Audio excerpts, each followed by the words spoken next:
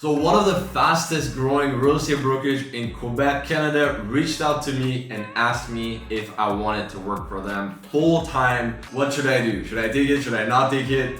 What's up guys? If you guys don't know who I am, my name is Michael. I help real estate agents get more listings and actually run a business, right? So I run like a consulting business, if we can call it like this, that helps real estate agents get more listings online, like I said. And 3 years ago, when I was 19 years old, I actually got reached out by the founder of that specific real estate brokerage I'm talking about to meet in person. Now, let me go back and rewind. So when I first started my business, I actually reached out to that guy, right? That broker, and offered my services, and actually ended up having a conversation with him on the phone to talk to him about my services and how I could potentially help him and see if I could do something with him, basically, right? And back then I was probably like 17 or 18 years old when I reached out to him on LinkedIn. And you have to keep in mind, like, this is like, I'm not talking about any real estate agent. I'm talking about like one of the most successful real estate broker in Quebec. And this guy basically owns like a brokerage that is growing quickly, not just on the real estate side of things, but now they also have a mortgage side of things. So it's not like a small brokerage with like a few agents. It's like the big brokerage, if you know what I mean. So basically got on the phone with him and, asked him a few questions basically. And he was like telling me, look, like, we're already spending 10 grand a month on Facebook ads. Back then, I was more focusing on Facebook ads only, and we're already doing good. So yeah, nothing happened, and I was like, okay, fine, do your thing. You're already spending 10 grand on ads, and everything seems to be working well on your side, so whatever. Then we split up, and then what's funny is that a year later, when I was like 19 years old, he actually reached back out to me on Facebook. It was like, hey, I love how consistent you are with your content and with the results that you are getting to your clients. So I'd like to meet you in person for a coffee. Nothing else. Just, he just said, I want to meet you.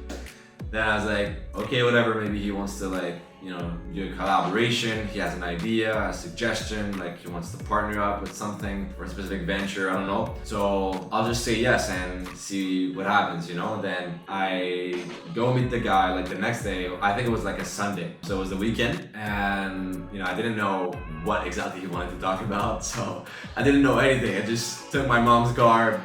Back then I didn't have a car. I still don't have a car to this day. The reason that is because I live in the city right now, and I think having a car is useless because I work from home, so I Uber. But anyways, topic for another day. But took my mom's car, then went to like the Starbucks to meet that guy. Drove like 45 minutes, and then sat down, and then I see him arrive, and I think it was like a Tesla or whatever, with his wife. And then meet the guy, meet that woman, awesome couple. And when I first met them, I could feel like their energy and their focus. It was so insane. I do meet a lot of entrepreneurs in my free time or when I hang out sometimes, and it's really rare that I can feel like that aura of self-confidence and focus from people, and I really felt it with that guy. Like when he looked me in the eye, like I could sense his focus and his like drive, which was really like impressive because you don't get that with a lot of people. So anyways, we sat down, got a coffee, and then he's like, listen,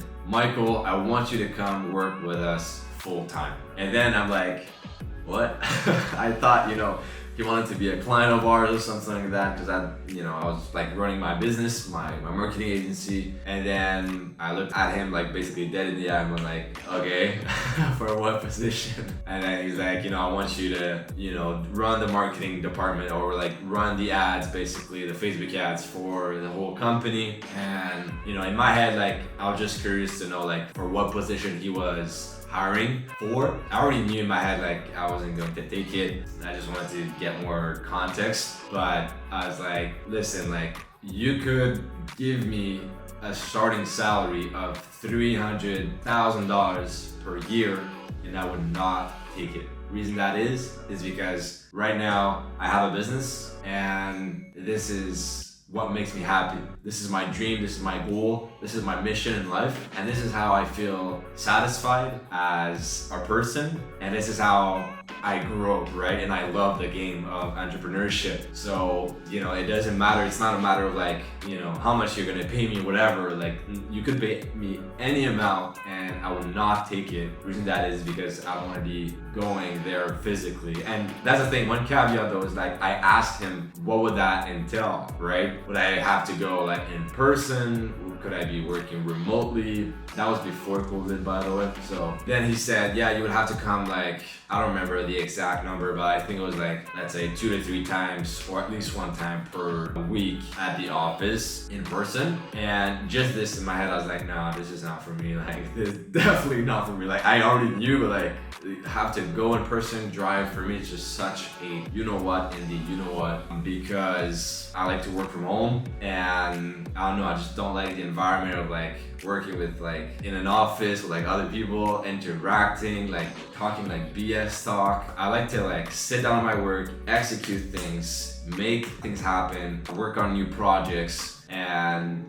talk to my team when I need it, but not like, I don't know, like in my head, like when you are in an office, you have to like interact with other people, even though you don't necessarily want to, or it's not really efficient, but you're talking about like random things. Not that I don't do that with my team and I don't enjoy it, like I actually enjoy like learning more about my team's personal life, but it's just like, I don't know, like in my head, like it's not the environment that I want to work in. And yeah, so that's pretty much it. Back then I was making like $10,000 per month, I believe, with the business, and my goal was to get to $40,000 per month, so to 4x that. And he actually asked me like how much I was making right now, how much that I wanted to make, and I told him exactly this, and he understood.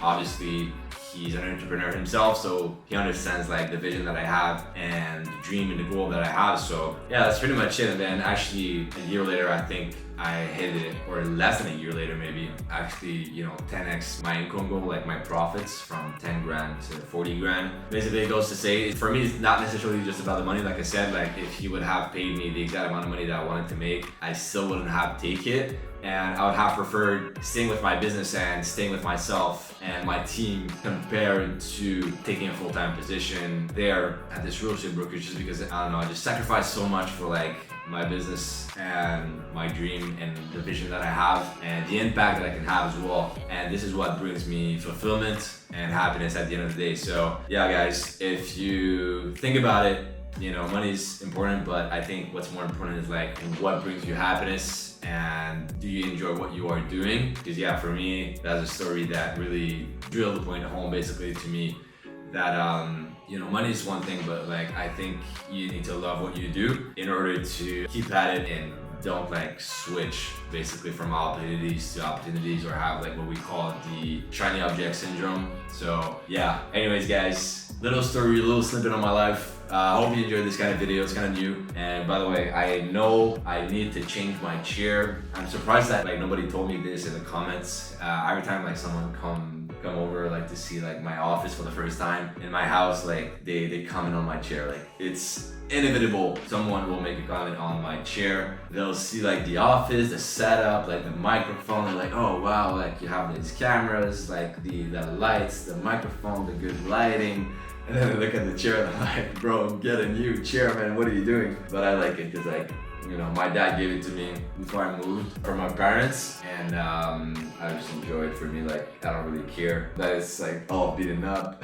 It's just kind of annoying because like these little pieces right here, I don't know if you guys can see, but they get like on the floor, and then I have to like, because my robot vacuum, it doesn't pick them up, but that's the only downside. But anyways guys, if you want to see more videos like these, let me know, subscribe to the channel, like the video, and then I'll see you in the next one.